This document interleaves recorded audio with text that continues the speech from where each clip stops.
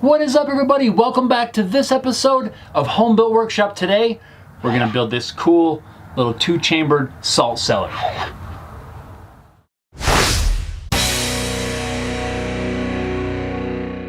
So how many of you have never heard of a salt cellar? Go ahead, it's okay to say it. I hadn't either until just recently. Apparently these things have been around for centuries. They've been made from materials like stone, wood, ceramic, glass, all kinds of materials, and they've been used traditionally to store salt. To build this project, I'm going to use this piece of cool air-dried cherry. This is milled back on my grandpa's property back in 1983. It's even written right on the side. I'm pretty sure this is plenty dry to use for the project. The only problem is it's got a really bad twist. We need to flatten that out first. I'll place the board on a simple sled I made for my planer.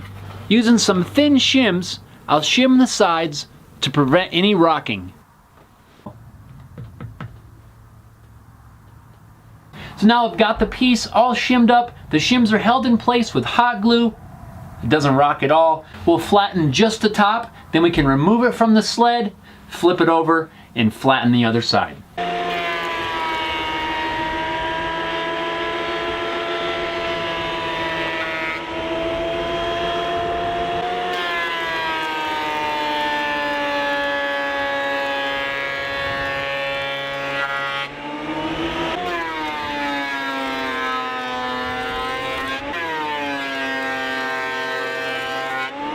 Now that I have the boards planed nice and flat, aside from a little bit of planer snipe, now I can move on and cut the pieces down to make up the body of this project.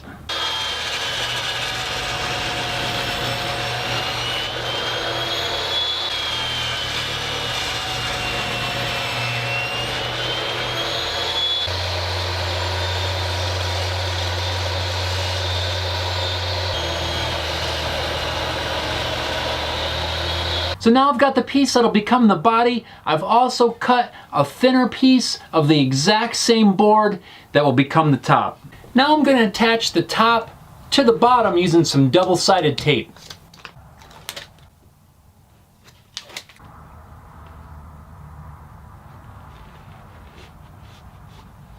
And I'll attach my cutting template using some spray adhesive. If you're interested in this cutting template, I'll put a link to it where it's on my website down below the video in the description.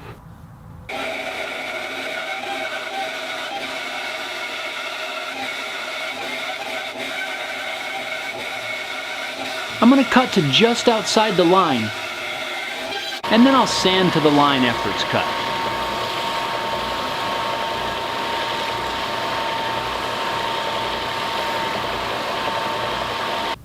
Now before I remove the template, I can punch and drill the pivot hole.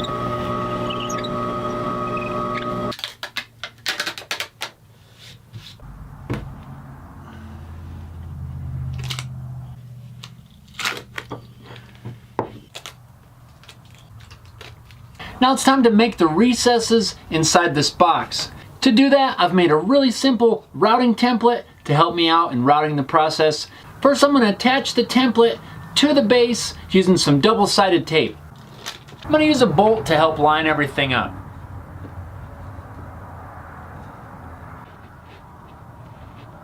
Then at the drill press, I'll use a Forstner bit and remove the majority of the material to make the routing a lot easier.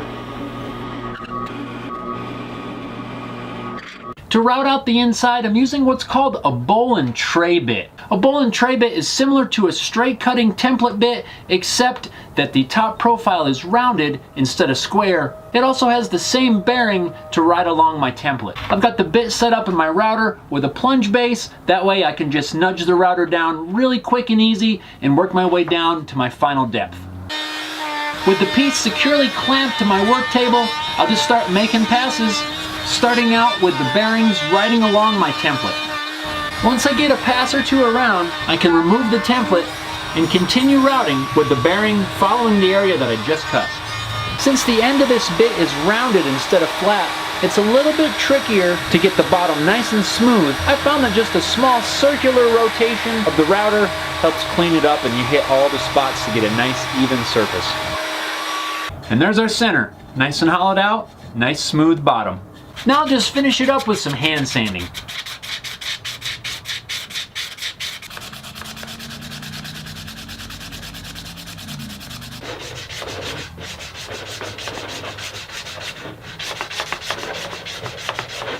Now back on the drill press, I'll enlarge the hole in the base to the recommended size for a threaded insert. And I'll get that threaded insert installed.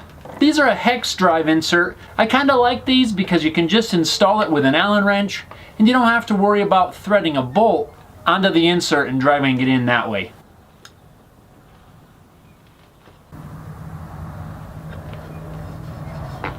I think about the trickiest part of installing these is just making sure that you get the insert started nice and straight. I also found that it helps prevent any tearing out of the wood if you keep some downward pressure when you're threading it in. Otherwise, in testing, I've found that if you don't, it can pull the wood up out and chip out that hole. And now we're ready for some finish. I'm just going to use regular lacquer for the finish on this, just applying a couple of coats.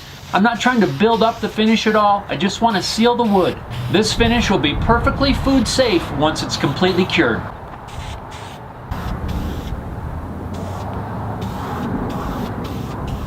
Once the lacquer's dry, now I can attach the lid to the top. I'm going to use this little bolt. It has an Allen head on here. I believe it's originally designed for some sort of knockdown joinery. I'll just apply a little bit of Loctite to the threads. That way I don't have to worry about the bolt loosening up once I get it set where I need it.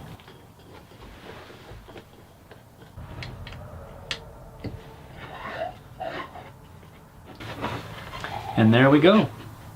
So I'm really happy with the way this salt cellar turned out. Just in case you're wondering why I have two compartments in there, is because I was thinking you could put salt on one and pepper on the other side and have both of them readily at hand. Working with this air-dried cherry has been really cool. I really like the look and the smell as you're working it. It smells really, really good.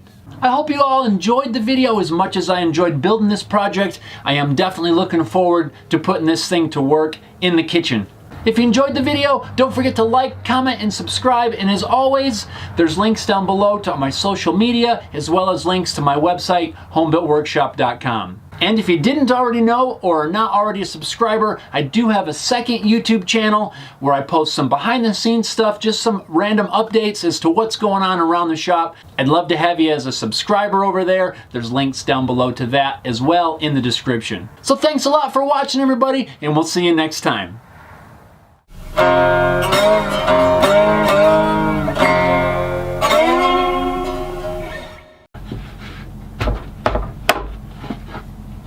This is really an irrelevant part, me removing the glue, but I was just about to leave the shop and I turned off the lights and I happened to notice that the lighting was kind of cool because I left the camera on. So I thought I would just film that just to see what the lighting looked like, because the light's coming in from over there and I don't know. I just like the way it was lighting up this piece of wood, so I don't know, kind of cool. Man, what is up with the wind? The wind just all of a sudden started just blowing like crazy. I'm sure you can hear it. This part isn't really all that fun.